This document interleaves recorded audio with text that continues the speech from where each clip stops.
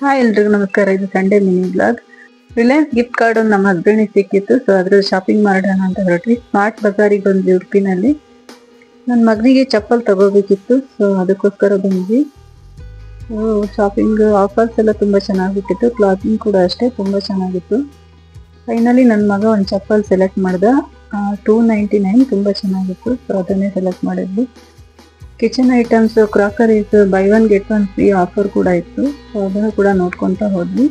Finally ಕೆಲವೊಂದಿಷ್ಟು purchase ಮಾಡಿಕೊಂಡು billing ಕೌಂಟ್ರಲ್ಲಿ ಬಂದ್ವಿ. ಸೊ ಎಲ್ಲ ಬಿಲ್ಲಿಂಗ್ಸ್ ಕೂಡ ಆಯಿತು. ಕ್ಲಾತ್ ಎಲ್ಲ ತುಂಬ ಚೆನ್ನಾಗಿತ್ತು.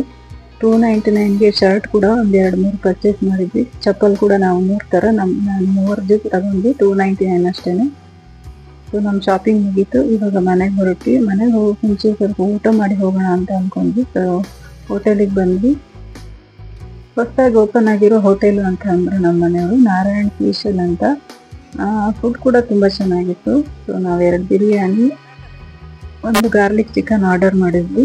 ಊಟ ಎಲ್ಲ ತುಂಬ ಚೆನ್ನಾಗಿತ್ತು. ಸೊ ನೀವು ಕೂಡ ಟ್ರೈ ಮಾಡಿ. ಉಡುಪಿಯಲ್ಲಿ ಏನಾದರೂ ನೀವು ಹೋಗೋರಿದ್ರೆ ಖಂಡಿತ ಈ ಒಂದು ಹೋಟೆಲನ್ನು ಟ್ರೈ ಮಾಡ್ಬೋದು. ವಿಡಿಯೋನ ನೋಡಿದ್ದಕ್ಕೆ thank you so much. Take care. Bye bye. Happy Sunday.